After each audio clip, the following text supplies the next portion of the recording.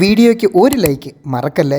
ലോകത്തിലെ ഏറ്റവും അപകടം പിടിച്ച റൂട്ടിലൂടെയുള്ളൊരു ബസ് യാത്ര, ജീവിതത്തിനും മരണത്തിനും ഇടയിലുള്ള നൂൽപാലത്തിലൂടെയുള്ള ഒരു ഭാഗ്യപരീക്ഷണം. സിനിമാ കഥയോ ഗ്രാഫിക്സോ അല്ല, നമ്മളിന്ന് യാത്ര പുറപ്പെടുന്ന മുസ്താങ്ങിലേക്കുള്ള പൊക്രയിൽ നിന്നുള്ള വഴിയുടെ കാര്യമാണ് പറയുന്നത്.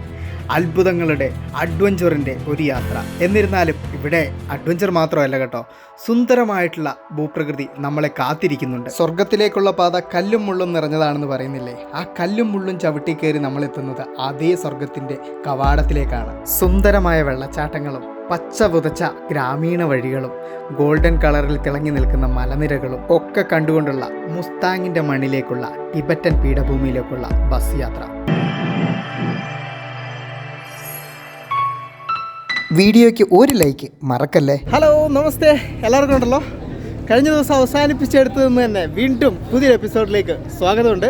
നമ്മളങ്ങനെ നേപ്പാളിൻ്റെ വെസ്റ്റ് ആണല്ലോ അത്, ആ വെസ്റ്റ് സൈഡിലുള്ള മസ്താങ് എന്ന് പറയുന്ന അതിസുന്ദരമായിട്ടുള്ളൊരു സ്ഥലത്തേക്ക് പോകാൻ വേണ്ടി പോവുകയാണ്.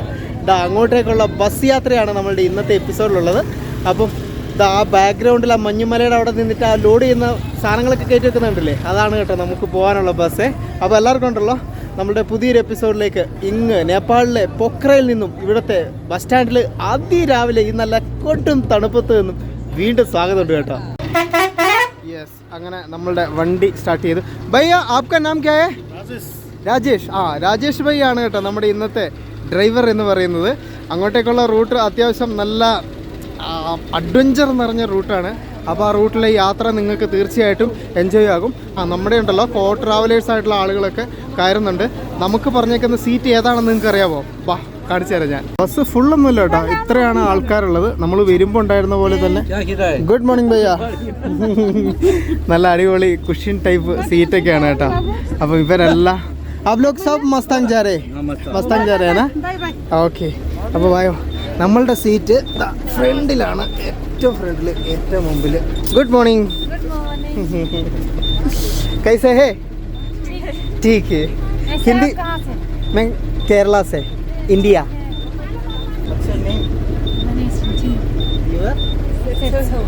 Okay. Are you studying? Yes. Okay. Ladakh? Yes. Super. ഇവർ ലഡാക്കിൽ നിന്ന് വരുന്നതാണ്. ഇവർ നമ്മളുടെ ലഡാക്കിലാണ് പഠിക്കുന്നത്. അടുത്ത മൊണാസ്ട്രിയിൽ നിന്നിട്ട് പുറത്ത് കോളേജിൽ പഠിക്കുകയാണ്. അപ്പോൾ ഇവരിനിയിപ്പോൾ തിരിച്ച് ഇങ്ങനെ നേപ്പാളിൽ ഇവരുടെ വീട്ടിലോട്ട് വെക്കേഷനായിട്ട് പോവുകയാണ്. നമ്മൾ പോകുന്ന മസ്താങ്ങിൽ തന്നെ പ്രധാനപ്പെട്ട ടൗണാണ് ജോംസങ് എന്ന് പറയുന്നത്. അപ്പോൾ ജോംസങ്ങിലേക്കാണ് ഇവർ രണ്ടുപേരും പോകുന്നത് കേട്ടോ. എന്തായാലും കൊള്ളാം. നമ്മളുടെ യാത്രയ്ക്ക് മംഗളമേകിയത് അങ്ങ് അവിടെ നിന്ന് സൂര്യൻ പതുക്കെ എത്തി നോക്കുന്നുണ്ട്. നമ്മൾ പുറത്തെ കാഴ്ച കാണേണ്ട ഗ്ലാസ് ക്ലീൻ അല്ലല്ലോ. നല്ല സുന്ദരമായിട്ടുള്ള സൂര്യ വെളിച്ചവും അങ്ങനെ പതുക്കെ അവിടെയെല്ലാം വന്ന് തെളിഞ്ഞു തുടങ്ങി. ഹെലികോപ്റ്ററൊക്കെ മുകളിലൂടെ പോകുന്നുണ്ടായിരുന്നേ. നമ്മളുടെ കച്ചവടക്കാരൊക്കെ അവിടെ കച്ചവടം ചെയ്തുകൊണ്ടേ ഇരിക്കുന്നുണ്ട്. അപ്പം നമ്മൾ പോവുകയാണ്. ഓക്കെ, ലാസ്റ്റായിട്ട് ഞാനാണ് കയറുന്നത്. ഓക്കെ ഭയ്യ, താങ്ക് യു. ഞാൻ തന്നെയാണ് കയറുന്നത്. ഓക്കെ, ഞാൻ ഉണ്ടല്ല ജസ്റ്റ് ഒന്ന് പുറത്തിറങ്ങിയതാണ്. എന്തിനാന്ന് വെച്ചാൽ നമ്മുടെ ഗ്ലാസ് ഒന്ന് വൃത്തിയാക്കാൻ വേണ്ടിയിട്ട്. അത്ര വൃത്തി പോരായിരുന്നു. അമ്മച്ചി,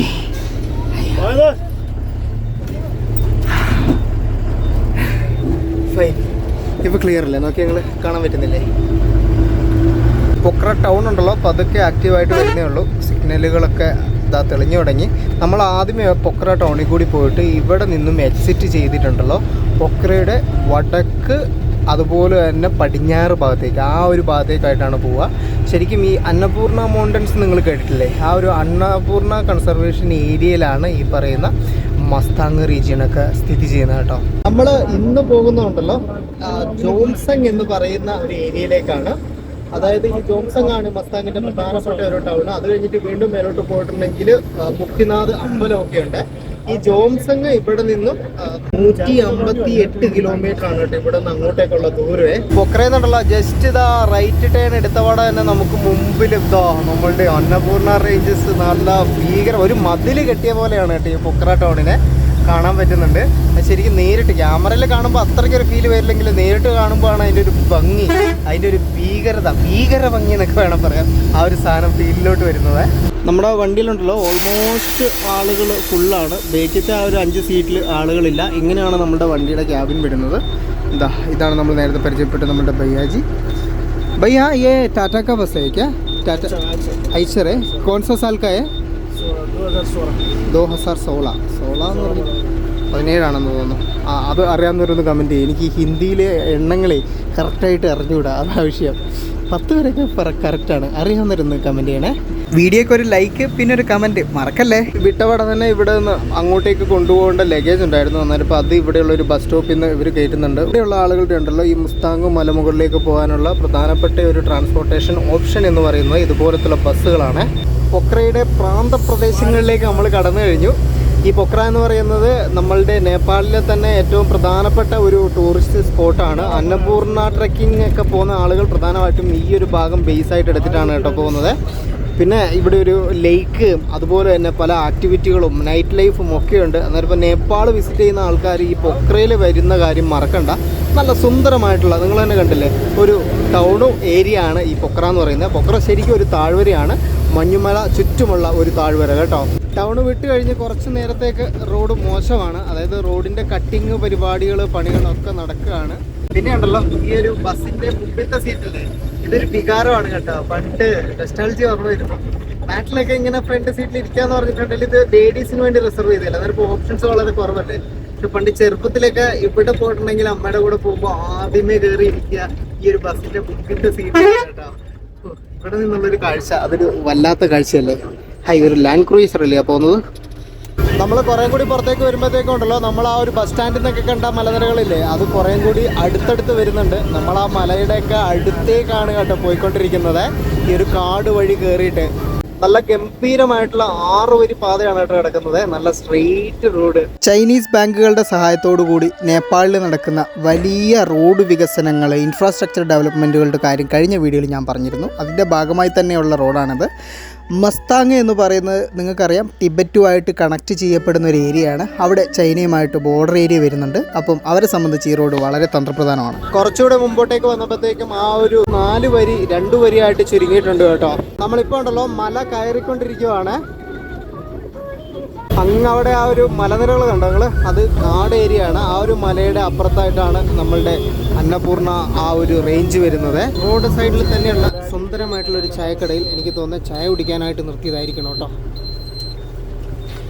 നമുക്ക് ടീ ബ്രേക്കാണ് കേട്ടോ. ഒന്ന് എണീക്കാം. അങ്ങും മേലത്തെ മലകളൊക്കെ കണ്ടോ നിങ്ങൾ, 90 ഡിഗ്രി ചെരിവിൽ നല്ല പാറ കുത്തനെ നിൽക്കുകയാണ് കേട്ടോ. ഇവിടെയെല്ലാം വീടുകളുണ്ട്. ഇത് അങ്ങും മേലെയായിട്ട് ഒരു പഴയ വീട് നമുക്ക് അവിടെ കാണാം. ഇവിടെ വിളവെടുപ്പൊക്കെ കഴിഞ്ഞു, കാരണം തണുപ്പോലായല്ലോ. അപ്പം നെൽകൃഷിയൊക്കെ ഇവർ ഈ തട്ടുതട്ടായിട്ട് ചെയ്യുന്നതാണ്. അതിൻ്റെ എല്ലാം വിളവെടുപ്പ് കഴിഞ്ഞു. പിന്നെ നിങ്ങൾക്കറിയാമോ, ഈ നേപ്പാളിൽ അധികം ആൾക്കാരും നമ്മളെപ്പോലെ തന്നെ ചോറ് കഴിക്കുന്ന ആൾക്കാരാണ് കേട്ടോ. കഴിക്കാനായിട്ട് ചായയും അതുപോലെ തന്നെ സെയിൽ റൊട്ടിയാണ് ഉള്ളതെന്ന് തോന്നുന്നു. ഞാൻ സെയിൽ റൊട്ടിക്കും ചായക്കും പറഞ്ഞിട്ടുണ്ട്. ഇവിടെ നിന്ന് നമ്മൾ ബാക്കിലോട്ട് വരുമ്പോഴത്തേക്കും നോക്കി, ഇവരുടെ ബാക്ക് യാർഡ് മുഴുവൻ കൃഷിയാണ്. ഇത് എന്താണോ, നെല്ലാണോ അതോ എന്താണെന്നുള്ളത് തിരിയുന്നില്ല. ഇത് വളർന്നു വന്നാലേ തിരിയത്തുള്ളൂ. എന്തായാലും പച്ചപ്പായി തുടങ്ങിയിട്ടുണ്ട്. ആ ഒരു വെയിലൊക്കെ വരുമ്പോഴത്തേക്ക് നല്ല കിട്ടില്ല കളറാണ് കേട്ടോ. അതൊക്കെ ആ ഒരു സൈഡിൽ നിന്നാണ് വെയിലടിക്കുന്നത്. സെയിൽ റൊട്ടി കൂടാതെ ഉണ്ടല്ലോ പൂരി കൂടിയുണ്ട്. എല്ലാവരും പൂരിയും അതുപോലെ തന്നെ ചന കൊണ്ടുള്ളൊരു കറിയും അതാണ് മെയിനായിട്ട് കഴിക്കുന്നത്. ഞാൻ സെയിൽ റൊട്ടി പറഞ്ഞു. ഇപ്പോഴാണ് കേട്ടോ നമ്മളുടെ കൂടെ വന്നിട്ടുള്ള ഈ ഒരു അമ്മൂമ്മമാരുടെ ഗ്യാങ്ങിനെ ഞാൻ ശ്രദ്ധിച്ചത്. വിശദമായിട്ട് നമുക്ക് മുൻപോട്ടേക്ക് പരിചയപ്പെടാം. നല്ല ചൂട് ചായ, നമ്മളുടെ സെയിൽ റൊട്ടി. ഇവർ വിശേഷ ദിവസങ്ങളിലൊക്കെ ഉണ്ടാക്കുന്ന സെയിൽ റൊട്ടിയില്ല, ഇവിടുത്തെ സെയിൽ റൊട്ടി കുറച്ചും കൂടി വലുപ്പമാണ് കേട്ടോ. അരിപ്പൊടി കൊണ്ടാണ് ഉണ്ടാക്കുന്നത് ഈ ഒരു സാധനം. പിന്നെ ഒരു പുഴുങ്ങിയ മുട്ട ഞാൻ പറഞ്ഞിട്ടുണ്ട്. തണുപ്പ് സ്ഥലത്ത് വന്നിട്ട് ഈ ഒരു മുട്ട കഴിക്കരുത് എന്നുള്ളത് ഞാൻ പണ്ടെടുത്ത തീരുമാനമാണ്. പക്ഷേ എങ്കിൽ ഇവർ ഇപ്പം പുഴുങ്ങുന്നത് ഞാൻ കണ്ടു, അതുകൊണ്ടാണ് കേട്ടോ. ഈ സെയിൽ റൊട്ടി ഉണ്ടല്ലോ ശരിക്കും നമ്മുടെ പത്തിരിയില്ലേ, പത്തിരി റൗണ്ടിൽ ചുട്ടെടുത്താൽ എങ്ങനെയുണ്ടാവും ആ ഒരു രീതി ഉണ്ട് കേട്ടോ. ടേസ്റ്റ് കൊടുത്താൽ നോർമൽ ടേസ്റ്റ് ഇങ്ങനെയല്ല, ഇവിടുത്തെ ടേസ്റ്റ് അങ്ങനെയാണ്. നമുക്ക് ടോട്ടൽ 120 നേപ്പാളി റുപ്പീസാണ് ആയത്. ഞാൻ ഒരു മുട്ട കൂടി പറഞ്ഞേ, കാരണം ഇതേ നാടൻ മുട്ടയാണ്. ഞാൻ നേപ്പാളിൽ കയറിയപ്പോൾ അത് ശ്രദ്ധിക്കുന്ന ഒരു കാര്യമാണ്, ഇവിടെയുള്ള ആൾക്കാരുണ്ടല്ലോ നാടൻ മുട്ടയാണ് കഴിക്കുന്നത്. നമ്മുടെ നാട്ടിലെ വെള്ളമുട്ടയില്ല, വെള്ളമുട്ട ഇവിടെ ഇല്ല കേട്ടോ, വളരെ കുറവാണ്. അങ്ങനെ നമ്മളുടെ ഫുഡിങ് കഴിഞ്ഞു, ബ്രേക്ക്ഫാസ്റ്റ് കഴിഞ്ഞു. ഇനിയിപ്പം വീണ്ടും നമുക്ക് യാത്ര തുടരാവേ. രണ്ടാമത് വാങ്ങിയ മുട്ടയ്ക്ക് ഞാൻ വീണ്ടും 40 രൂപയാണ് കേട്ടോ ഇവിടെ ഒരു പുഴുങ്ങിയ മുട്ട വരുന്നത്. നമ്മുടെ ഇന്ത്യൻ മണി ആക്കണമെങ്കിൽ നിങ്ങൾ ഡിവൈഡഡ് ബൈ 1.6 ആക്കിയാൽ മതി. അപ്പോൾ നമുക്ക് ഇന്ത്യയിലെ പൈസ കിട്ടും. വീണ്ടും പോവാം. നമ്മൾ പുറത്ത് കാണുന്ന സുന്ദരമായ പ്രകൃതിയോടൊപ്പം തന്നെ നമ്മളുടെ ബസ്സിൻ്റെ ക്യാബിനും നല്ല കളർഫുള്ളാണ് കേട്ടോ. നമുക്ക് റൈറ്റ് സൈഡിലായിട്ട് മറ്റൊരു മലനിരയൊക്കെ നമുക്ക് കാണാം. അവിടെയും വീടുകളൊക്കെ ഉണ്ട്. രണ്ട് മലകൾക്കിടയിലുള്ള നോക്കി നിങ്ങൾ 90 ഡിഗ്രി ചെരിവിലുള്ള മലകൾക്കിടയിലൂടെയാണ് കേട്ടോ നമ്മളിപ്പോൾ പോയിക്കൊണ്ടിരിക്കുന്നത്. വണ്ടി ചാടി തുള്ളിയതായിട്ട് പോകുന്നുണ്ട്. ഇങ്ങോട്ട് വെയിലില്ല, പക്ഷെ അങ്ങ് ടോപ്പിൽ മാത്രം, അതുകൊണ്ട് നിങ്ങൾ അവിടെ മാത്രമേ വെയിൽ വരുന്നുള്ളൂ. പിന്നെ കൂടാതെ ഈ റോഡിന്റെ റൈറ്റ് സൈഡിൽ കൂടി ഉണ്ടല്ലോ ഒരു ചെറിയ അരുവി കൂടി ഒഴുകുന്നുണ്ട്. ഇടയ്ക്കിടയ്ക്ക് ഉണ്ടല്ലോ അതായത് ഇതുപോലത്തെ ചെറിയ ചെറിയ ടൗണുകളിൽ നമ്മൾ വരുന്നുണ്ട്. അവിടെ നിന്ന് ഇവർ ചരക്ക് കയറ്റുകയും ഇറക്കുകയും ഒക്കെ ചെയ്യുന്നുണ്ട്. ഇവിടെ സ്കൂളിൽ പോകാൻ വേണ്ടി സ്കൂൾ ബസ്സുകളൊക്കെ ഉണ്ട് കേട്ടോ. പിള്ളേരെല്ലാം സ്കൂളിലൊക്കെ പോകുന്നു. വലിയ ബസ്സുകൾ മാത്രമല്ല കേട്ടോ, ഇതുണ്ട് നിങ്ങൾ ഇതുപോലുള്ള ചെറിയ ചെറിയ ടാക്സികളും സർവീസ് നടത്തുന്നുണ്ട്. ഇതിപ്പോൾ ആളെയും കൊണ്ട് പോകുന്നതാണ്, പൊക്രയിലേക്കായിരിക്കണം. നമ്മുടെ അവിടുത്തെ മലയോര മേഖലകളിലും കാണുന്ന പോലെ തന്നെ ലാൻഡ് സ്ലൈഡ് ഈ ഒരു ഭാഗത്തെയും വലിയ പ്രശ്നമാണ്. ഇവിടേക്ക് ഉരുൾ പൊട്ടി വെള്ളമൊക്കെ വന്ന് ഇവിടെ റോഡ് ഒക്കെ പോയിട്ടൊക്കെ ഉണ്ട് ഈ ഒരു ഭാഗം. ഇവിടെ ഉണ്ടല്ലോ പോലീസ് ചെക്കിങ്ങോ എന്തോ സംതിങ് എന്തോ പരിപാടി ഉണ്ട്. ഓക്കെ, ഇവിടെ ഉണ്ടല്ലോ ഇവർക്ക് ചെല്ലാൻ അടിച്ചു കേട്ടോ. എന്താണെന്ന് വെച്ചിട്ടുണ്ടെങ്കിൽ ഫ്രണ്ടിലത്തെ ഏതോ ഒരു ലൈറ്റ് കുറവുണ്ടെന്നേ. എന്തായാലും പോലീസുകാർ പിടിക്കും. നമ്മൾ ബാഗ്ലുങ് എന്ന് പറയുന്ന ഒരു മേഖലയിലേക്കാണ് എത്തിയത്. ഇവിടെ നിന്നും തിരിഞ്ഞത് റൈറ്റ് സൈഡിൽ റോഡ് കയറിപ്പോവും. ഈ ബാഗ്ലുങ്ങിലൊക്കെ ഉണ്ടല്ലോ നമ്മൾ മുമ്പ് പ്രഭാകരൻ്റെ കൂടെ വന്നിട്ടുണ്ട് കേട്ടോ. അന്ന് ഇവിടെ ഈ ഒരു റോഡിന്റെ കട്ടിങ് നടന്നുകൊണ്ടിരിക്കുവായിരുന്നു. അതുകൊണ്ട് തന്നെ റോഡ് ഭയങ്കര മോശമായിരുന്നേ. പക്ഷേ ഇപ്പോൾ ഇത് റീസെൻ്റ് ആയിട്ടാണ് ഇതിൻ്റെ അറിഞ്ഞു കഴിഞ്ഞിട്ടുള്ളത്. എന്തായാലും റോഡ് ഈ ഒരു ഭാഗത്ത് ഇപ്പം നന്നായിട്ടുണ്ട് കേട്ടോ. തിരിഞ്ഞ് കറങ്ങി വന്നപ്പോഴത്തേക്ക് നമ്മളുടെ അന്നപൂർണ ഏറ്റവും ഹൈറ്റിൽ നിങ്ങൾ ആ ഒരു വൈറ്റ് കളറിൽ കാണുന്നത് നമ്മളുടെ അന്നപൂർണ മൗണ്ടൻ റേഞ്ചാണ്. അതാ നേരെ ഒരു പുഴയും ഒക്കെയാണ് നമ്മുടെ ലെഫ്റ്റ് സൈഡിലോട്ടായിട്ട് വരുന്നുണ്ട് കേട്ടോ. ഇവിടെയൊക്കെ ഉണ്ടല്ലോ റോഡ് വീതി കൂട്ടൽ പരിപാടി നടന്നുകൊണ്ടിരിക്കുകയാണ്. അതുപോലെ തന്നെ മലയൊക്കെ നിരത്തുന്ന പരിപാടിയൊക്കെ ഉണ്ട്. അതുകൊണ്ട് തന്നെ ഈ ഒരു ഭാഗത്തൊക്കെ റോഡിന്റെ പണി ഇന്നും കഴിഞ്ഞിട്ടില്ല, ഇപ്പോഴും നടന്നുകൊണ്ടിരിക്കുന്നേ ഉള്ളേ. നമ്മൾ നേരത്തെ കണ്ട ആ ഒരു പുഴയില്ലേ, ആ പുഴയുടെ പേരാണ് കേട്ടോ കാളികണ്ടകിയെ. വീണ്ടും സുന്ദരമായിട്ടുള്ള കാളികന്ദകിയുടെ തീരത്തുകൂടി തന്നെയാണ് കേട്ടോ നമ്മൾ പോകുന്നത്. ഇപ്പോൾ യാത്ര ഉണ്ടല്ലോ കുറച്ചുകൂടി അഡ്വഞ്ചറായി മാറിയിട്ടുണ്ട്. നല്ല രീതിയിലുള്ള ഓഫ് റോഡൊക്കെ വന്നു തുടങ്ങിയ. ഇനി മുതൽ അങ്ങോട്ടേക്കാണ് കേട്ടോ യഥാർത്ഥമായ അഡ്വഞ്ചർ ബസ് യാത്ര നമ്മൾ തുടങ്ങുന്നത്.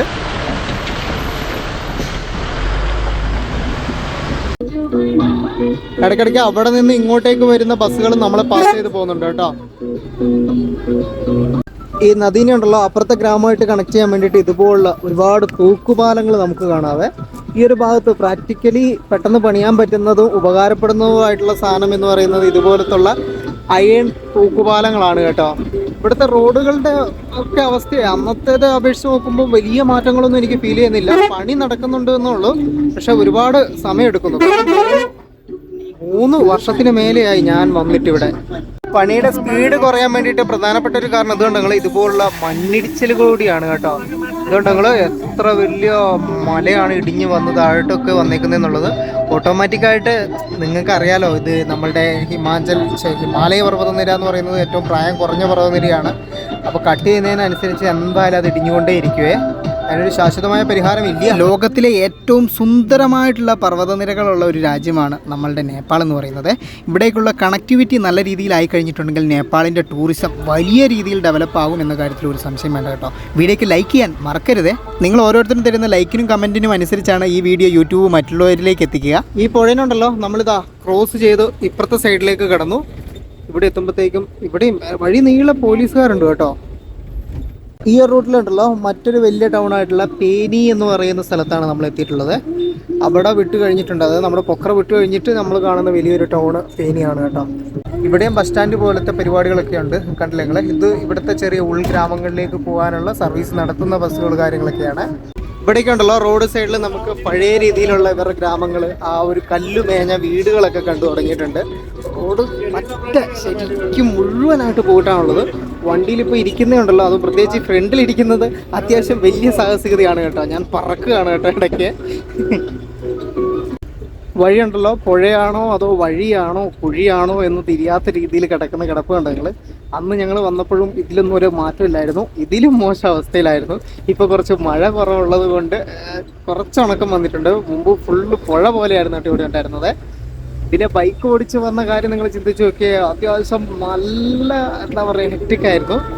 അപ്പോൾ ആ ഒരു സമയത്തെ അതിലും ഡേഞ്ചർ അല്ലെങ്കിൽ അതിലും ഹെക്റ്റിക്കായിട്ടുള്ള ഒരു കാര്യം ചെയ്ത ഒരാളുണ്ട്, നമ്മളുടെ ഫൈസൽ ബ്രോ.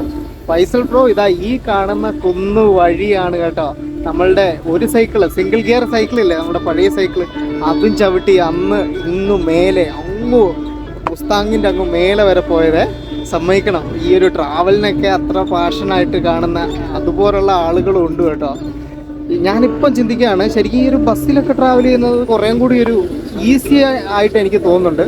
കാരണം ബൈക്കിന് തന്നെ പോകുമ്പം അത്യാവശ്യം നല്ല എന്താ പറയുക, നമുക്ക് ഈ കൈയും കാലൊക്കെ വേനെടുക്കും ഇങ്ങനെ ചാടി ചാടി ചാടി. പിന്നെ ഇത്രയും ഓടിച്ച് അവിടം വരെ എത്തുമ്പോഴത്തേക്കും മൊത്തത്തിലൊരു മടുപ്പ് വരുവേ. അപ്പോൾ സൈക്കിൾ ഒന്ന് ചിന്തിച്ച് നോക്കി നിങ്ങളെ, ശ്വാസം കിട്ടൂല, ഹൈ ആൾട്ടിറ്റ്യൂഡ്, അത് ലഗേജ് കുക്കിങ്ങിൻ്റെ സാധനങ്ങളൊക്കെ വെച്ചിട്ട് അന്നത്തെ യാത്രയൊക്കെ വീണ്ടും ഓർമ്മ വരുന്നു കേട്ടോ. ഞാൻ നിങ്ങളോട് വീഡിയോയുടെ തുടക്കത്തിൽ പറഞ്ഞിട്ടില്ലായിരുന്നു, ലോകത്തിലെ ഏറ്റവും അപകടം പിടിച്ച റൂട്ടിലൂടെയാണ് നമ്മളിന്ന് പോകാൻ പോകുന്നത്. ആ റൂട്ടിലെ ഏറ്റവും അപകടം പിടിച്ച മേഖലയിലൂടെയാണ് നമ്മളുടെ ബസ് ഇപ്പം ഓടിക്കൊണ്ടിരിക്കുന്നത്. ഇനി മുതൽ അങ്ങോട്ടേക്ക് റോഡിൻ്റെ അവസ്ഥ വളരെ വളരെ മോശമായി വരും. ഈ ഒരു ഭാഗത്തിന് ഏറ്റവും അപകടമാക്കി തീർക്കുന്നത് ഇതുപോലുള്ള റോഡ് സൈഡിലെ റോഡ് കട്ടിങ്ങുകളാണ് കേട്ടോ. നിങ്ങൾക്ക് എല്ലാവർക്കും അറിയാവുന്ന പോലെ നമ്മുടെ ഹിമാലയൻ റേഞ്ച് ലോകത്തിലെ ഏറ്റവും പ്രായം കുറഞ്ഞ മലനിരയാണ്. ഏത് സമയം വേണമെങ്കിലും റോഡ് കട്ട് ചെയ്തിട്ടുണ്ടെങ്കിൽ ഇവിടുത്തെ മലനിരകൾ ഇടിഞ്ഞു വീഴാം എന്നുള്ളൊരു കാര്യമുണ്ട്. അപ്പം അങ്ങനെയുള്ള മലകൾ ഇടിഞ്ഞ് വണ്ടികളുടെ മുകളിലേക്ക് വീണതിനെ തുടർന്ന് ഒരുപാട് ആളുകൾ ഈ ഒരു റൂട്ടിൽ മരണപ്പെട്ടിട്ടുണ്ട്. നോക്കി നിങ്ങൾ ഇവിടെ നിൽക്കുമ്പോൾ നമുക്ക് ആ ശരിക്കും ആ ഒരു മലയുടെ വിടവ് വ്യക്തമായിട്ട് കാണാതെ, ആ വിടവിൽ കൂടി ഇതാ ഇന്ന് നമ്മളുടെ മലനിരകൾ, സ്നോ മൗണ്ടൻസ് നമുക്ക് അടുത്തടുത്തായിട്ട് വന്നുകൊണ്ടിരിക്കുന്നു കേട്ടോ. എന്ത് ഭംഗിയുള്ള സ്ഥലമാണെന്നറിയാം ഇത്. മുമ്പിലുള്ള ഈ ഒരു മലയൊക്കെ കാണാൻ ശരിക്കും മതിൽ കെട്ടി വെച്ച പോലെ ഉണ്ട് കേട്ടോ. അത്രയ്ക്ക് കുത്തനെയാണ് നിൽക്കുന്നത്. ഇതിൻ്റെ താഴെയൊക്കെ എത്ര വിശ്വസിച്ചാണ് ആളുകൾ വീട് വെക്കുന്നത്. കാരണം ഒരു പാറ ഉരുണ്ട് വീണിട്ടുണ്ടെങ്കിൽ തടഞ്ഞു നിൽക്കാൻ പോലും സ്ഥലമില്ല, ഉരുണ്ട് മേലോട്ടേക്ക് വീഴും. മണ്ണിടിച്ചിലും വെള്ളപ്പൊക്കവും രൂക്ഷമായതിനെ തുടർന്നുണ്ടല്ലോ, ഇവിടെ പണിയുന്ന പാലങ്ങൾ പലപ്പോഴും ഒലിച്ചു പോകാറുണ്ട്. ഈ ഒരു ഭാഗത്ത് അതുകൊണ്ട് തന്നെ ഏറ്റവും അധികമുള്ളത് ഉരുക്കിൻ്റെ ബെയിലി പാലങ്ങളാണ് കേട്ടോ. മറ്റൊരു ഗ്രാമം പ്ലസ് ചെറിയൊരു ടൗൺ ഏരിയയിലേക്ക് നമ്മളെത്തി. ഈ ഒരു ഗ്രാമവും ഇവിടുത്തെ സ്ഥലവും ഞങ്ങൾ ഒരിക്കലും മറക്കൂല കേട്ടോ. കാരണം അന്ന് ഫൈസൽ ബ്രോയും ഞാനും അതുപോലെ തന്നെ ഫ്രീക്കൊക്കെ ഒരുമിച്ച് വന്ന സമയത്ത് ഫൈസൽ ബ്രോയുടെ സൈക്കിള് ആ ഒരു ഭാഗത്ത് വെച്ചിട്ട് പഞ്ചറായ. അന്ന് റോഡ് ഇതുപോലല്ലായിരുന്നു, ഇപ്പം ഈ റോഡ് കുറച്ച് നിരപ്പാക്കിയിട്ടുണ്ട്. അയ്യോ ഒന്നും പറയണ്ട, ഞങ്ങൾ പേരെന്ന് പറഞ്ഞാൽ മതി. സൈക്കിളിൻ്റെ അത് എത്ര റെഡിയാക്കിയിട്ടും റെഡിയാവുന്നില്ല. അഴിച്ചത് സാധനം ഫിറ്റാക്കാൻ വേണ്ടി നോക്കുമ്പോഴത്തേക്ക് അത് കറക്റ്റ് അലൈൻമെൻ്റ് ഒന്നും കറക്റ്റ് ആവുന്നില്ല. എന്നിട്ട് ഞങ്ങൾ രാവിലെ മുതൽ വൈകുന്നേരം വരെ ഈ ഒരു റോഡ് സൈഡിൽ നിന്ന്, പക്ഷേങ്കിൽ ഇതുവഴി ഒരുപാട് റൈഡേഴ്സ് ആയിട്ടുള്ള ആളുകൾ, ബാക്കിയുള്ള ആളുകളൊക്കെ പോയിട്ടുണ്ട്. ഒരു മനുഷ്യൻ ഒരാൾ പോലും നമ്മളോട് എന്താ പറ്റി, എന്തെങ്കിലും സഹായം വേണോ ഒന്നും ചോദിച്ചിട്ടില്ല കേട്ടോ. അന്നേരം ഞങ്ങൾ വിചാരിച്ചു ശരിക്കും ഇന്ത്യയിലായിരുന്നെങ്കിൽ നമ്മൾ എത്ര മുമ്പ് നമുക്ക് സഹായങ്ങൾ കിട്ടിയേനെന്നുള്ളത്. അന്നത്തെ ആ ഒരു സിറ്റുവേഷനിൽ ശരിക്കും ഈ ഒരു സ്ഥലം നമ്മൾ വെറുത്തു പോയായിരുന്നു.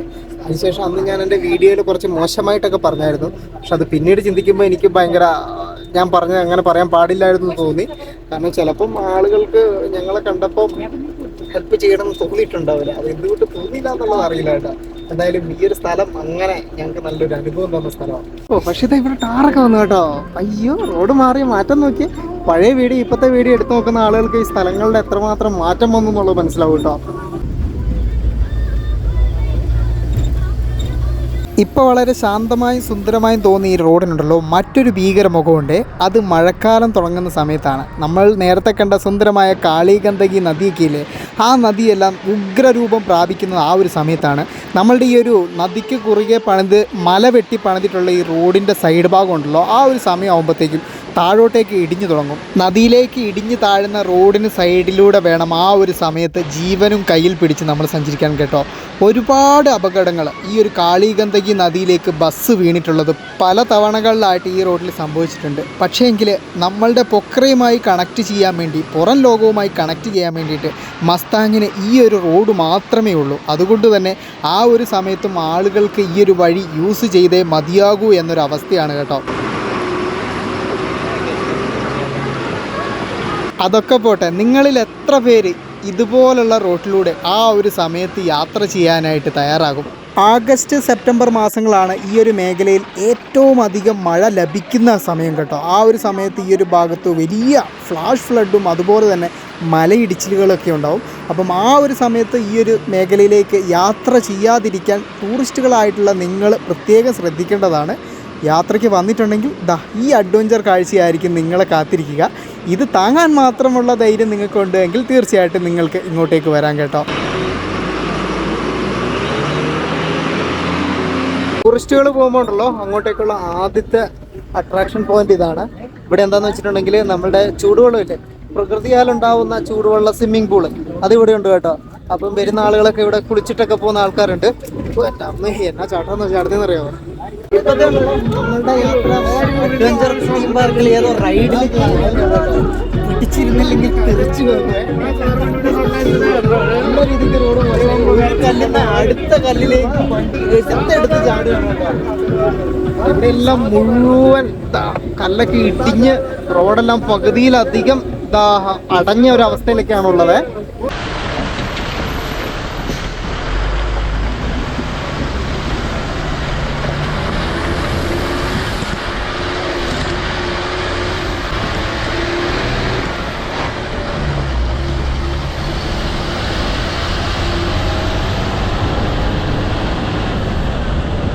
നമ്മുടെ ഉച്ചഭക്ഷണത്തിനുള്ള സമയമായി എന്ന് തോന്നുന്നു. ഇവിടെ ഒരു ഷോപ്പിലോട്ട് ദൈവമേ ഇത് വലിയ സെറ്റപ്പാണല്ലോ. വണ്ടി കൊണ്ടുപോയി നിർത്തിയേ. ഇവർ ബ്രേക്ക്ഫാസ്റ്റ് കഴിച്ചില്ലായിരുന്നു കേട്ടോ. ബ്രേക്ക്ഫാസ്റ്റ് കഴിക്കാൻ ഒരു മൂഡില്ല എന്നാണ് എന്നോട് പറഞ്ഞത്. അങ്ങനെ നല്ല വശപ്പെട്ടോ. ലഞ്ച് എന്തായാലും കഴിക്കുന്നുണ്ട്. അവിടെ ഒരു അമ്മൂമ്മയാണ്. ഇതുണ്ടെങ്കിൽ നമ്മുടെ ആ ഒരു ചീരയില്ല, നമ്മൾ സിക്കിമിലൊക്കെ കണ്ടിട്ടുള്ള ചീര, ആ ചീര ഫ്രഷ് സാധനം കൊണ്ടുവന്ന് ഈ ഈ ഒരു ഹോട്ടലിൽ കൊടുക്കുന്നുണ്ട്. ഹോട്ടലിൻ്റെ ബാക്ക്ഗ്രൗണ്ട് ഉണ്ടല്ലോ എന്തായാലും പൊളിച്ചു. നല്ല കിഡിലൻ സ്ഥലം.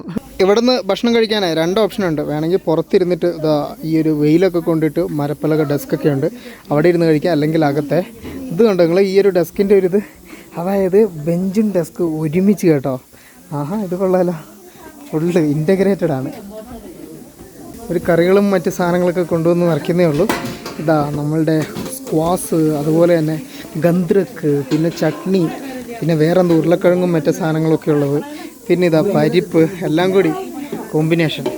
ഇവരാണ് ഇവിടുത്തെ ഷോപ്പിലെ ആൾക്കാരെന്ന് തോന്നുന്നു. ഞാൻ ഉണ്ടല്ലോ മീൽസ് കഴിക്കുന്നില്ല, പകരം ഒരു ചൗമീനും ഒരു ചായയും ഞാൻ പറഞ്ഞിട്ടുണ്ട്. കാരണം അത്രയ്ക്കൊരു വിശപ്പില്ല. നോർമലി ഇവരുടെ എല്ലാ ഹോട്ടലുകളുടെ പുറകുഭാഗത്തുണ്ടല്ലോ ഇവരുടെ കൃഷിയിടമായിരിക്കും. ഇതിങ്ങനെ കൃഷിയിടമാണ്, പക്ഷേ തണുപ്പ് കാലം വിളവെടുപ്പ് എല്ലാം കഴിഞ്ഞു. ഇവിടെ ഒരു ദീദി ഉണ്ടല്ലോ, നമ്മളുടെ ആ ഒരു ചീരയില്ലേ, ആ ചീര വൃത്തിയാക്കി സെറ്റാക്കി റെഡിയാക്കുന്നുണ്ട്. നല്ല ഫ്രഷ് ചീരയാണ് കേട്ടോ. നല്ല ചൂട് ചൗമീനും ചായയും വന്നു. ഞാൻ എന്തുകൊണ്ടാണ് ചോറ് കഴിക്കാത്തതെന്നറിയാമോ? നോർമലി ഇവിടങ്ങളിലൊക്കെ ഈ വലിയ മീൽസിന് അത്യാവശ്യം നല്ല പൈസ ആകും. ഇവിടെ 350 രൂപയാണ് ഒരു മീൽസിന് വരുന്നത്. പക്ഷേ ചൗമീൻ ആകുമ്പോൾ 150 രൂപയ്ക്ക് പരിപാടി കഴിയും. ഇവരുണ്ടല്ലോ രാജസ്ഥാനിൽ നിന്ന്. നമസ്തേ, മുക്തിനാഥ് ദർശൻ കേ ലിയേ ആയാ ഹൈ നാ? അച്ഛാ, അപ്പോൾ ഇവരവരുടെ ഡ്രസ്സ്, ട്രഡീഷണൽ കളർഫുൾ ഡ്രസ്സൊക്കെ കണ്ടു. ഒരു മുക്തിനാഥിന് വേണ്ടിയിട്ട് വന്നതാണ് കേട്ടോ. ഓക്കെ, അച്ഛാ സേ ദർശൻ കരലോ. ചീക്ക് ഇങ്ങനെ ഇന്ത്യയിൽ നിന്നുണ്ടല്ലോ പല ആളുകളും ഈ ഒരു മുക്തിനാഥിലേക്ക് ദർശനത്തിനായിട്ട് ഈ ഒരു ഭാഗത്തേക്ക് വരലുണ്ട്. പ്രധാനമായിട്ടും ആത്മീയ ടൂറിസം. ഒരുപാട് വണ്ടികൾ വരുന്നുണ്ട് കേട്ടോ. വീണ്ടും യാത്ര തുടരുമ്പോഴും ഉണ്ടല്ലോ റോഡിന് വലിയ മാറ്റമൊന്നുമില്ല. നല്ല ഭീകരാവസ്ഥയിലുള്ള റോഡ് തന്നെയാണ് കേട്ടോ. ഇവിടുത്തെ ഈ ഒരു മോശം പോർഷൻ ഉണ്ടല്ലോ, ഈ ഒരു പോർഷൻ കഴിഞ്ഞ് കുറച്ച് അങ്ങോട്ട് എത്തുമ്പോഴത്തേക്കും ഇവിടെ ലെഫ്റ്റ് സൈഡിലായിട്ട് നമ്മളെ കാത്തൊരു അത്ഭുത കാഴ്ചയുണ്ട്. അത്ഭുതമല്ല, ഒരു അടിപൊളി കാഴ്ച. ഈ കാണുന്ന വെള്ളച്ചാട്ടമാണ് കേട്ടോ ഒരു കാഴ്ചയെ. നല്ല ഉയരത്തിൽ നിന്നാണ് താഴോട്ടേക്ക് വരുന്നത്. നല്ല കിടിലൻ ബ്യൂട്ടി.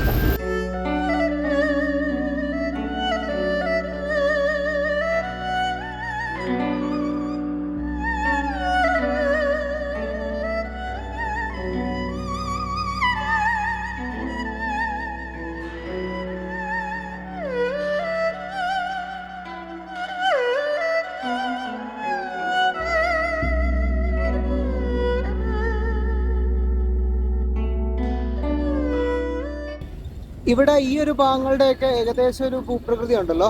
നമ്മൾ ലഡാക്കിലോട്ടൊക്കെ പോകുമ്പോൾ കാർഗിലൊക്കെ കഴിഞ്ഞിട്ടുള്ള ഒരു തുടക്കമില്ലേ, അല്ലെങ്കിൽ നമ്മുടെ സ്പിറ്റി വാലിയിലൊക്കെയുള്ള ആ ഒരു ഏകദേശ ഭൂപ്രകൃതിയാണ് കേട്ടോ ഈ ഒരു ഭാഗത്തുള്ളത്. ശരിക്കും പറഞ്ഞാൽ അതിൻ്റെയൊക്കെ ഒരു കണ്ടിന്യൂഷൻ ആണല്ലോ ഈ ഒരു ഭാഗവും വരുന്നത് അല്ലേ. ഇതങ്ങ് ആ ഒരു പുഴയുടെ അപ്പുറത്ത് ആ ഒരു ഭാഗത്ത് ഉണ്ടെങ്കിൽ അതെല്ലാം ഗ്രാമങ്ങളാണ്. അവിടെയെല്ലാം ഗ്രാമങ്ങളും കൃഷിയിടങ്ങളും ഒക്കെ ഉണ്ട് കേട്ടോ. ആളുകൾ എവിടെയൊക്കെയാണ് കയറി താമസിക്കുന്നതെന്ന് നിങ്ങളൊന്ന് ചിന്തിച്ച് നോക്കിയേ. നമ്മൾ അവിടെ നിന്നുണ്ടല്ലോ വീണ്ടും മല കയറി മുമ്പോട്ടേക്ക് വരുമ്പോഴാണ് ദൂരെയായിട്ട് ഇതാ ഒരു ചെക്ക് പോസ്റ്റ് കാണുന്നത്. അങ്ങനെ ചെക്ക് പോസ്റ്റിൻ്റെ അവിടെ നിർത്തി ഇവിടെ നിന്നാണ് ഇനിയിപ്പോൾ നമുക്ക് മേലോട്ടേക്ക് പോകേണ്ട പെർമിറ്റ് എടുക്കേണ്ടത്. അങ്ങനെ നമ്മളിത് അകത്ത് കയറി. വളരെ സിമ്പിളാണ്. നമ്മൾ അവരുടെ ഒരു ഫോം ഉണ്ട്, ആ ഫോമിൽ അത് പൂരിപ്പിച്ച് കൊടുത്തു. അത് കഴിഞ്ഞിട്ട് ഓൺലൈനിൽ നമ്മളുടെ ഈ സാധനങ്ങൾ എൻട്രി കൊടുത്തു. അത് കഴിഞ്ഞിട്ട് ഇവിടെ നമസ്തേ ഭയ്യ, കൈസേ ഹാവ് बढ़िया बहुत ठंड चल रहा है ना अभी इधर. ഓക്കെ, അപ്പോൾ ഇവർ ഇവിടെ നിന്ന് ഫില്ല് ചെയ്ത് തരും. അങ്ങനെ നമുക്ക് പെർമിറ്റ് കാര്യങ്ങൾ കിട്ടി. 1000 രൂപ കേട്ടോ. ഇവിടെ പിന്നെ ഈ ഒരു സ്ഥലത്തിൻ്റെ എന്താ പറയുക, പ്രധാനപ്പെട്ട കാര്യങ്ങൾ എന്തൊക്കെയാണ്, വിസിറ്റ് ചെയ്യേണ്ട സ്ഥലങ്ങൾ എന്തൊക്കെയാണ്, ഇവരുടെ ചരിത്രം, അങ്ങനെയുള്ള കാര്യങ്ങളൊക്കെ ഇവിടെ ഇങ്ങനെ പ്രദർശിപ്പിച്ചിട്ടുണ്ട്. നമുക്കതൊക്കെ കാണാം. പിന്നെ പ്രൊട്ടക്റ്റഡ് ഏരിയ ആണ് ഈ ഒരു ഭാഗങ്ങൾ. അപ്പോൾ അത് ഏതൊക്കെയാണ്, അതിൻ്റെ വിശേഷങ്ങൾ എന്തൊക്കെയാണെന്നൊക്കെ ഉള്ളത് നമുക്കിവിടെ ഇങ്ങനെ കാണാൻ പറ്റും കേട്ടോ. അതുകൂടാതെ എനിക്ക് ഇവിടെ നിന്നും വേറൊരു സാധനം കൂടി തന്നിട്ടുണ്ട്. അതായത് നമുക്ക് അവിടെ മേലെ ഭാഗത്ത് എന്തൊക്കെയുണ്ട് കാണാൻ എന്നൊക്കെയുള്ള ഒരു ബുക്ക്ലെറ്റ് പോലത്തെ സാധനം. അപ്പോൾ ഇത് നോക്കി പഠിക്കട്ടെ, നമുക്ക് പോകേണ്ട സ്ഥലങ്ങൾ ഏതൊക്കെയാണെന്നുള്ളത്. പിന്നെ ഒരു പ്രധാനപ്പെട്ട കാര്യം എന്താണെന്നറിയാമോ, നമ്മളുടെ ഇങ്ങോട്ടേക്കുള്ള പെർമിറ്റ് ഇപ്പോൾ ഓൺലൈൻ വഴി നമുക്ക് എടുക്കാം കേട്ടോ. അതാ ഒന്നെങ്കിൽ ഈ ഒരു QR കോഡ് സ്കാൻ ചെയ്യുക, അതല്ലെങ്കിൽ ഞാൻ ഡിസ്ക്രിപ്ഷനിൽ ആ ഒരു ലിങ്ക്, ബുക്കിംഗ് ലിങ്ക് ഞാൻ വെക്കാം. നിങ്ങൾക്ക് അതുവഴി ഇങ്ങോട്ടേക്ക് വരുന്നവർക്ക് മുൻകൂട്ടി ബുക്ക് ചെയ്ത് വരാം കേട്ടോ. അങ്ങനെ ആകുമ്പോൾ ഇവിടെ വന്ന് നിങ്ങൾക്ക് പെർമിറ്റ് എടുക്കേണ്ട ആവശ്യമില്ല. ഇവിടെ നിങ്ങളിത് കണ്ടോ, നിങ്ങൾ അന്നപൂർണ്ണ ട്രെക്കിംഗ് റൂട്ടിലെ ഏതൊക്കെ മലനിരകളാണ്, അതിൻ്റെ ഹൈറ്റ്, അതിൽ ഉയരം കൂടിയത് ഏതാണെന്നൊക്കെയുള്ള ആ ഒരു ലിസ്റ്റ് ഇവിടെ കൊടുത്തിട്ടുണ്ട്.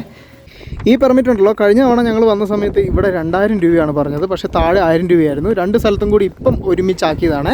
ഇതിലെ ഞങ്ങൾ പുറത്തുനിന്ന് വന്ന കുറച്ച് ആളുകൾ മാത്രമേ പെർമിറ്റ് എടുത്തിട്ടുള്ളൂ. ബാക്കി ഇവിടുത്തെ നാട്ടുകാരായിട്ടുള്ള ആളുകൾക്ക് പെർമിറ്റിൻ്റെ ഒന്നും ആവശ്യമില്ല, അവർക്ക് ഫ്രീ എൻട്രി ആണ് കേട്ടോ. ചെക്ക് പോസ്റ്റിൽ നിന്ന് അങ്ങനെ ഒഫീഷ്യലി ഈ ഒരു മേഖലയിലേക്ക് കടക്കാനുള്ള പെർമിറ്റും എടുത്ത് നമ്മൾ വീണ്ടും മല കയറി തുടങ്ങി. ഇനിയാണ് കാഴ്ചകൾ കളറാകാൻ പോകുന്നത്. ഓ ഇതാ നമ്മൾ നേരെ വരുമ്പം ഒരു എന്താ പറയുക, തൗളാഗിരി എന്നാണ് അതിൻ്റെ പേര് പറഞ്ഞത്. Yes, okay. ലോകത്തിലെ 10 ഉയരം കൂടിയ മലനിരകളിൽ ഒരു മലനിരയാണ് ഇതാ ഈ കാണുന്നത്. എത്രാമത്തെ പൊസിഷൻ ആണെന്നൊക്കെ ഉള്ള എഴുത്ത് ഞാൻ താഴെ വെക്കാം. ഓ അവിടെ ഗ്ലേഷ്യറൊക്കെ കണ്ടെങ്കിൽ ഇതാ ഗ്ലേഷ്യറൊക്കെ ഉണ്ട് കേട്ടോ അവിടെ. വെറുതെ അല്ല കേട്ടോ, ഇനിയാണ് കളർ ആവുന്നതെന്ന് പറഞ്ഞത്. അതിന് താഴെ ഒരു കല്ല് വെച്ച വീടൊക്കെ കണ്ടെങ്കിൽ, കല്ല് കൊണ്ടുണ്ടാക്കിയ വീട്, അതിന് തൊട്ട് മേലെയായിട്ട് മഞ്ഞുമല. My God. ഇവിടെ നേരെ ഓപ്പോസിറ്റ് സൈഡിൽ, ഈ ഒരു സൈഡിൽ കണ്ടെങ്കിൽ വൈറ്റ് കളറിലെ കാണുന്ന മൊത്തം മുഴുവൻ ലാൻഡ് സ്ലൈഡ് വന്നേക്കുന്നതാണ്. വലിയൊരു മല ഇടിഞ്ഞ് താഴ്ന്നുകൊണ്ടിരിക്കുകയാണ്. Continuous land സ്ലൈഡാണ്. അവിടെ പിന്നെ ഗ്രാമങ്ങളോ വീടുകളോ കാര്യങ്ങളോ ഒന്നുമില്ല, ഇപ്പോഴും ഇടിയുന്നുണ്ട്. ഒരു ഭാഗത്ത് ലാൻഡ് സ്ലൈഡിൻ്റെ ഭീതി നമ്മളുടെ മനസ്സിലേക്ക് വരുമെങ്കിൽ നേരെ മുൻപിലേക്ക് റോഡിലേക്ക് നമ്മൾ നോക്കിയിട്ടുണ്ടെങ്കിൽ കാണുന്ന കാഴ്ചയുണ്ടല്ലോ, അതിഗംഭീരമാണ്. ശരിക്കും ഈ കല്ലും മുള്ളും നിറഞ്ഞതാണ് സ്വർഗത്തിലേക്കുള്ള പാത എന്നൊക്കെ പറയുന്നത് അന്വർത്ഥമാവുന്നത് ഈ ഒരു ഭാഗത്തോട്ടൊക്കെ വരുമ്പോഴാണ് കേട്ടോ. നമ്മൾ ഈ മുൻപിൽ കാണുന്ന ധൗളാഗിരിയുടെ നേരെ ഓപ്പോസിറ്റ് സൈഡിലേക്കാണ് കേട്ടോ ഈ ബസ് യാത്ര അവസാനിപ്പിക്കുമ്പോൾ നമ്മൾ എത്തിച്ചേരും. മല കയറിയുണ്ടല്ലോ, നമ്മൾ എത്തുന്നത് ഇതാ പൈൻമര കാടുകളിലേക്കാണ്. ഇത്രയും നേരം ഒരു വരണ്ട കാലാവസ്ഥയായിരുന്ന സ്ഥലത്ത് ഇപ്പൊ നമുക്കിതാ പച്ചപ്പൊക്കെ കണ്ടു തുടങ്ങിയ. ശരിക്കും നമ്മൾ സ്വർഗഭൂമിയിലോട്ട് കയറിക്കൊണ്ടേ ഇരിക്കുകയാണ് കേട്ടോ. ഇതാ ഇവിടെയൊക്കെ കണ്ടെങ്കിൽ ആ റോഡിന്റെ വശങ്ങളില് കല്ല് കൊണ്ടൊക്കെ ഉണ്ടാക്കിയേക്കുന്ന വീടുകള്, കുഞ്ഞി ഹിമാലയൻ, ശരിക്കുമുള്ള ഹിമാലയൻ താഴ്വരയിലുള്ള കുഞ്ഞു വീടുകള്, കിരീടം വെച്ചതുപോലുള്ള മലനിരകള്, അതിന്റെ താഴെ ഒരു ഗ്രാമം. വല്ലാത്ത ഭംഗി കേട്ടോ. നേരെ നമ്മൾ എത്തുന്നുണ്ടല്ലോ മുസ്താങ്ങിൽ തന്നെ മുസ്താങ് ലേത്തെ അങ്ങനെയാണ് പറയുന്നത്. ഈ ഒരു സുന്ദരമായ ഗ്രാമത്തിലേക്കാണ്. ഇവിടെ ഒരുപാട് ഹോം സ്റ്റേകള് കാര്യങ്ങളും ഒക്കെ ഉണ്ട്. പക്ഷെ നമ്മൾ ഇവിടെ നിന്നല്ല നിൽക്കുന്നത്, നമ്മൾ ഇനിയും മല കയറാൻ പോവാണ് കേട്ടോ, ജോംസമിലേക്ക്. ജോംസം ഈ വരുന്ന വഴിയിലൊക്കെ ഉണ്ടല്ലോ ഇടയ്ക്കിടയ്ക്ക് ഇതുപോലെയുള്ള പോലീസ് ചെക്ക് പോസ്റ്റുകൾ നമുക്ക് കാണാം. ഇതും അതുപോലത്തെ ഒരു ചെക്ക് പോസ്റ്റാണ്. കാഴ്ചയുടെ ഭംഗി നിങ്ങൾക്ക് ഇഷ്ടപ്പെടുന്നുണ്ടെങ്കിലേ വീഡിയോയ്ക്ക് ഒരു ലൈക്ക്, അതുകൂടാതെ എന്തെങ്കിലും ഒരു കമൻറ്റ് മറക്കല്ലേ. ഇവിടെ വരുമ്പോഴത്തേക്കും ഉണ്ടല്ലോ ഈ ഒരു സ്ഥലം ഒരു സമതലം പോലെയൊക്കെ നമുക്ക് ഫീൽ ചെയ്യും. ആക്ച്വലി നമ്മളുടെ പുഴയില്ലേ, ആ ഒരു പുഴ കരകവിഞ്ഞൊഴുകി കൊണ്ടുവന്നിട്ടേക്കുന്ന മലയുടെ മുകളിലെ കല്ലും മണ്ണൊക്കെ വന്ന് നികന്നുണ്ടായതാണ് കേട്ടോ ഈ ഒരു സമതല. പക്ഷെ കൃഷിയൊന്നും ചെയ്യാൻ പറ്റത്തില്ല, കാരണം എപ്പോഴും വെള്ളം കയറുന്ന ഏരിയ ആണെന്നാണ് പറഞ്ഞത്.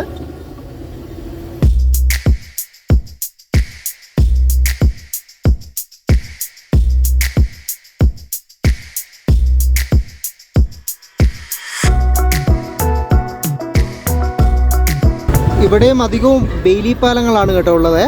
അതുകൂടാതെ ഈ ഒരു സ്ഥലത്തു നിന്നൊക്കെ കണ്ടോ അങ്ങ് മേലെ മഞ്ഞുമല ഉരുകി വരുന്ന പുഴ, ഒരുപാട് പുഴകളുണ്ട്. എല്ലാം കൂടി വന്ന് ഇവിടെ കൂടിച്ചേരുന്നതുകൊണ്ടാണ് ഇത്രയും വലിയ വെള്ളവും ഇത്രയും വലിയൊരു ഏരിയയും ഈ ഒരു ഭാഗത്ത് നമ്മൾ കാണുന്നത്, ഈ വെള്ളം ഒഴുകാനായിട്ട്. ആ ചെക്ക് പോസ്റ്റ് കഴിഞ്ഞ് മുമ്പോട്ടേക്ക് വന്നപ്പോൾ ഉള്ള റോഡ് നിങ്ങൾ ശ്രദ്ധിച്ചോ? അവിടെ നിന്ന് ഇങ്ങോട്ടേക്ക് റോഡ് നല്ല കിട്ടിയില്ലൻ, എന്താ പറയുക, ഒരു രക്ഷയില്ലാത്ത വഴികളാണ് കേട്ടോ. പിന്നെ പറഞ്ഞ കയറ്റം മാറി ഇപ്പോൾ ഒരു നിരപ്പിലൂടെ ഏകദേശം പോകുന്ന പോലെ ഒരു ഫീലാണ്. കുത്തനെയുള്ള കയറ്റങ്ങളൊന്നും കാണാനുമില്ല. മേ ബി അതുകൊണ്ടായിരിക്കും ഈ ഒരു ഭാഗത്തെ റോഡ് പെട്ടെന്ന് ഇവർ പണിത് തീർത്തത്. അങ്ങ് മേലായിട്ട് മലയുടെ അടിവാരം കണ്ടോ നിങ്ങൾ, അവിടെ ഒരു ഗുഹ പോലെ, ആ ഗുഹേൻ്റെ ഉള്ളിലൊക്കെ ഉണ്ടല്ലോ ഈ ഒരു ബുദ്ധിസ്റ്റ് സ്തൂപങ്ങൾ അവർ പണിതിട്ടുണ്ട്. എനിക്ക് തോന്നുന്നു പണ്ടത്തെ കാലത്ത് മൊണാസ്ട്രികളും അതിൻ്റെ ഉള്ളിലൊക്കെ ഉണ്ടായിരുന്നിരിക്കണം. കാരണം ഇതുപോലുള്ള മൊണാസ്ട്രി ഗുഹയ്ക്കുള്ളിലുള്ളത് നമ്മൾ ലഡാക്കിലൊക്കെ കണ്ടിട്ടുണ്ട്. അങ്ങ് താഴെയായിട്ട് ആ ഒരു പുഴയുടെ അവിടെ നമുക്ക് മറ്റൊരു പട്ടണം കാണാം. ആഹാ, നല്ല രസമുണ്ട് കേട്ടോ ഒരു സ്ഥലമൊക്കെ കാണാൻ.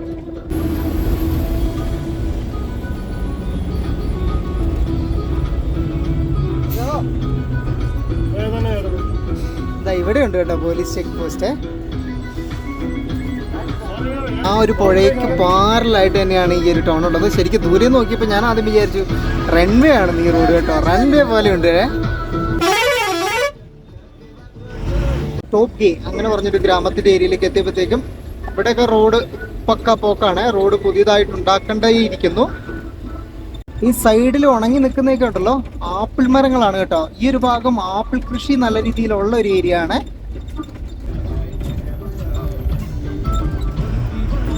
അടുത്ത നമ്മൾ നേരെ എത്തിയത് മർഫ വില്ലേജ് എന്നാണ്. ശരിക്കും ഇവിടുത്തെ എന്താ പറയുക, ഒരു ആപ്പിൾ ഗ്രാമം എന്നൊക്കെ അറിയപ്പെടുന്ന ഒരു മേഖലയാണ്.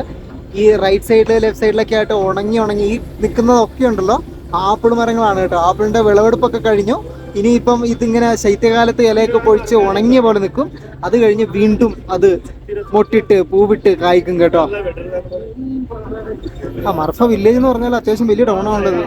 ഓക്കെ, ഈ അപ്പൂപ്പനൊക്കെ ഇവിടെ ഇറങ്ങാൻ തോന്നുന്നു. ഞാനും ജസ്റ്റ് ഒന്ന് ഇറങ്ങട്ടെ. നമ്മളിപ്പോൾ കയറും. Okay,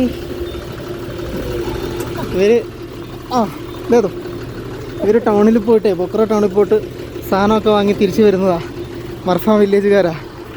yes, welcome to Marpha, the village of apple orchard. Apple orchid എന്നാണ് ഉദ്ദേശിച്ചത്. കണ്ടില്ല നിങ്ങൾ, ഇതുണ്ടോ ആപ്പിൾ മൊത്തം ഉണങ്ങിപ്പോയി. ശരിക്കും നമ്മൾ പെട്ടെന്ന് ഇത് കാണുമ്പോൾ അയ്യോ ഇതെല്ലാം ഉണങ്ങി ഇനിയിപ്പോൾ കൊള്ളൂലേ എന്നൊക്കെ തോന്നും കേട്ടോ. പക്ഷേങ്കിൽ മഞ്ഞുകാലം എങ്ങനെയാണ് ഇതുങ്ങൾ ഈ ഒരു ആപ്പിൾ ചെടികളൊക്കെ സർവൈവ് ചെയ്യുന്നത്, ഇലയൊക്കെ പൊഴിച്ച് ഉണങ്ങി നിൽക്കും. ഇതുണ്ട് ഇവിടുത്തെ ആ വീടിൻ്റെ മേലെയൊക്കെ വിറക് കൊണ്ട് വെച്ചേക്കുന്നുണ്ടോ. നല്ലോണം മഞ്ഞ് പെയ്യുന്ന സമയത്ത് ഇപ്പോഴും നല്ല തണുപ്പാണ്. ആ ഒരു തണുപ്പത്ത് ശരിക്കും തീ കായാൻ വേണ്ടിയിട്ടാണ്. ഇതാണ് ഇവിടുത്തെ ആപ്പിള്. ഗ്രീൻ ആപ്പിളുണ്ട്, അതുപോലെ തന്നെ റെഡ് ആപ്പിളും ഉണ്ട്. ഹലോ, तपाईँ को नाम क्या? अच्छा, ഓക്കെ. ഓക്കെ, എന്നെ വിളിച്ച്. ഇതൊക്കെ ടൂറിസ്റ്റ് ആണോ അതോ ഇവിടുത്തെ ആൾക്കാർ വന്ന് ഇറങ്ങിയതാണോ എന്നറിയില്ല. ടൂറിസ്റ്റാണ്. നമ്മൾ ഈ പുറത്തുനിന്ന് കാണുന്ന മർഫയ്ക്ക് ഇതല്ലാതെ മറ്റൊരു മുഖം കൂടിയുണ്ട് കേട്ടോ. ഈ വരണ്ടുണങ്ങിയ ഭൂമിക്ക് പിന്നിൽ മുസ്താങ് ഒരുക്കി വെച്ചിട്ടുള്ള യഥാർത്ഥമായിട്ടുള്ള ഹിമാലയൻ ഗ്രാമത്തിൻ്റെ ഭംഗിയെ അങ്ങനെ ഓടി നമ്മൾ ജോംസങ് എന്ന് പറയുന്ന മുസ്താങ്ങിൻ്റെ ഹൃദയഭാഗത്തേക്ക് എത്തിച്ചേർന്നു. ഇവിടെ ഒരു എയർപോർട്ടൊക്കെ ഉണ്ട്. ഇനി മുസ്താങ്ങിൻ്റെ കാഴ്ചകളിലേക്ക്, ജോംസങ്ങിൻ്റെ കാഴ്ചകളിലേക്ക് നമുക്ക് ഓടിയിട്ടിറങ്ങണം. ആ കാഴ്ചകളും വിശേഷങ്ങളും ഒക്കെ ആയിട്ട് നമുക്ക് അടുത്ത എപ്പിസോഡിൽ കാണാം. വീഡിയോയ്ക്ക് ഒരു ലൈക്ക് മറക്കല്ലേ.